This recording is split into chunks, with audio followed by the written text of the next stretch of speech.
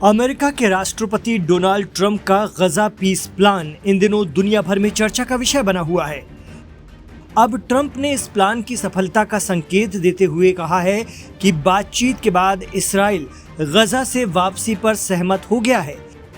इतना ही नहीं, ट्रंप ने कहा है कि हमास को भी इसकी जानकारी दे दी गई है।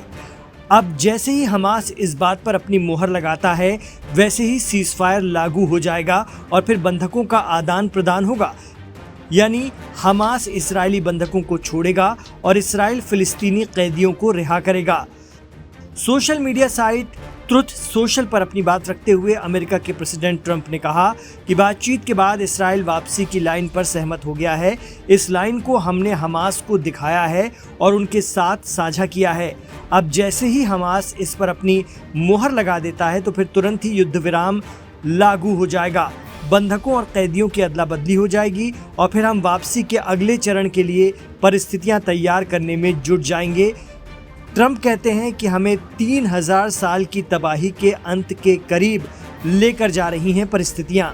इससे पहले ट्रंप ने पिछले हफ्ते गजा के लोगों को चेतावनी देते हुए कहा था कि अगर उनके सीज़फायर प्रस्ताव को नहीं माना गया तो फिर इसके खतरनाक नतीजे भुगतने के लिए भी तैयार रहना होगा। कहा जा रहा है कि ट्रंप की इस धमकी के कुछ वक्त बाद ही हमास की तरफ से इस प्रस्ताव के कुछ बिंदुओं को छोड़कर बाकी बातों पर अपनी रजामंदी जता दी गई थी।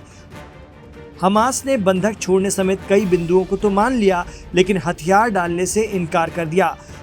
वहीं प्रेसिडेंट ट्रंप दावा कर रहे हैं कि इस्राएल भी पीछे हटेगा, लेकिन सवाल ये है कि गजा में अंदर तक घुस चुका इस्राएल वहां से कितना पीछे हटेगा और कब तक। बाद में ट्रंप ने इस प्रस्ताव को तैयार करने में शामिल सभी देशों का धन्यवाद किया है और इस्राएल से तुरंत गजा में बमबारी रोकने की अपील की ताकि बंधकों को सुरक्षित रूप से बाहर लाया जा सके।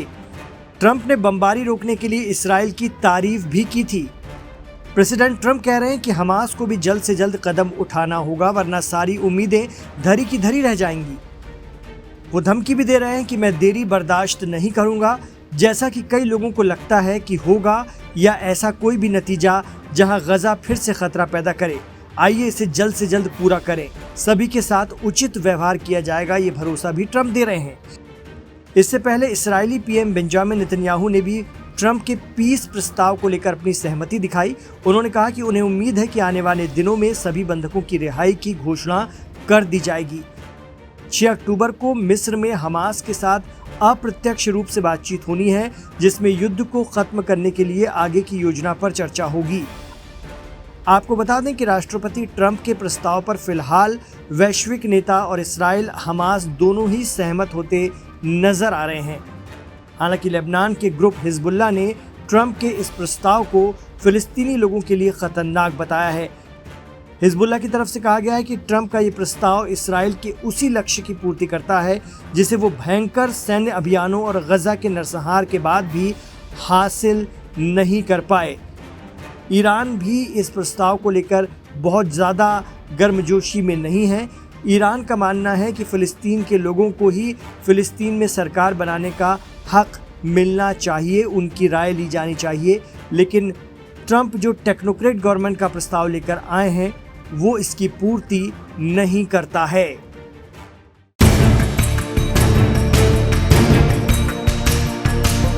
गाजा और इजरायल के बीच तनाव एक बार फिर तेज हो गया है। बीते 24 घंटे में हमास ने दूसरी बार इजरायल पर रॉकेट हमले किए हैं।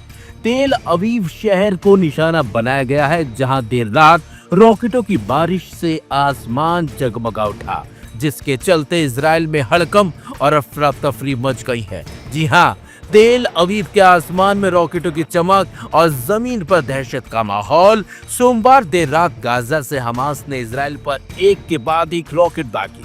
इजरायली सेना के मुताबिक कुल 5 रॉकेट लॉन्च किए गए थे, जिनमें से 4 को आयरन डोम डिफेंस सिस्टम ने सफलतापूर्वक इंटरसेप्ट किया है। हालांकि एक रॉकेट जमीन पर गिरा, लेकिन उसमें किसी तरह की कोई जनहानि नहीं होने का इजरायल की ओर से दावा किया जा रहा है। रॉकेटों के हमले के बाद पूरे तेल अवीव और उसके आसपास के इलाकों में एयर रेड सायरन गूंज उठे। लोग सुरक्षित स्थानों की ओर भागते हुए नजर आए। कई इलाकों में स्कूल बंद कर दिए गए हैं और सार्वजनिक सेवाएं स्थगित कर दी गई हैं। हमास ने इस हमले की जिम्मेदारी ली है और दावा किया है यह कार्रवाई गाजा में इजरायली सेना की आक्रामक कार्रवाई के जवाब में की गई है। वह इजरायल ने कहा है कि वह इस हमले का मुंह तोड़ जवाब जल्द ही देगा। बीते सप्ताह गाजा में हुई जमीनी झड़पों में अब तक 40 से ज्यादा लोगों की मौत हो चुकी है। इनमें महिलाएं और छोटे छोटे मासूम बच्चे भी शामिल हैं। लगातार हो रही बमबारी और गोलीबारी के चलते गाजा के अस्पतालों पर भी लगातार दबाव बढ़ता जा रहा है। वह इजरायली सेना के प्रवक्ता ने बयान जारी करते हुए कहा है कि हमारी आयरन डोम प्रणाली ने अधिकतर रॉकेटों को रोक लिया है। हम इस तरह के हमलों को किसी भी कीमत पर बर्दाश्त नहीं करेंगे। हमारी जवाबी कार्रवाई तेज और निर्णायक होगी। वही गाजावासी इन हमलों के बाद से डरे और सहमे हुए हैं।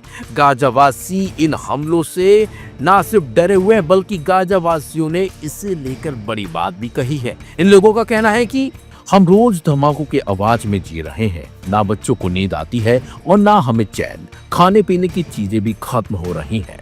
हमें नहीं पता ये सब कब रुकेगा। फिलहाल गाजा और इजरायल के बीच हालात बेहद संवेदनशील बने हुए हैं। संयुक्त राष्ट्र सहित कई देशों ने दोनों पक्षों से संयम बरतने की अपील की है, लेकिन जमीनी सच्चाई कुछ और ही कहानी कह रही है। आने वाले कुछ घंटे इस पूरे संघर्ष की दिशा तय कर सकते हैं, क्योंकि इजरायल ने भी हमलों का जवाब देने की बात जो कह डाली है। अब देखना होगा कि इजरायल इन हमलों का कब और कैसे देता है, क्योंकि लगातार दोनों के बीच हालात बेकाबू होते जा रहे हैं। दोनों एक दूसरे पर हमले कर रहे हैं और इन हमलों की वजह से वो निहत्थे लोग अपनी जान गंवा रहे हैं जिनका इन हमलों से कोई लेना देना नहीं है। लेकिन सवाल यही होता है कि ये जंग कब थमेगी या फिर नहीं।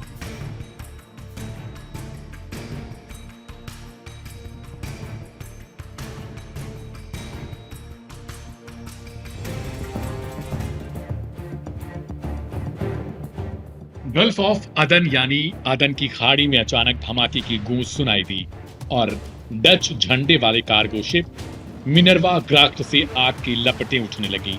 यह हमला हुआ था हूतियों की क्रूज मिसाइल से। यमन के ईरान समर्थित हूती विद्रोही संगठन ने खुद इस हमले की जिम्मेदारी ली। जहाज पर कुल 19 क्रू मेंबर सवार थे, जिनमें से 2 नाविक घायल हो गए और बाकी सभी को इमरजेंसी में निकालना पड़ा। लेकिन जहाज को आग की लपटों से गंभीर नुकसान भी पहुंचा और अब उसके डूबने का खतरा मंडरा रहा है। हूती प्रवक्ता यह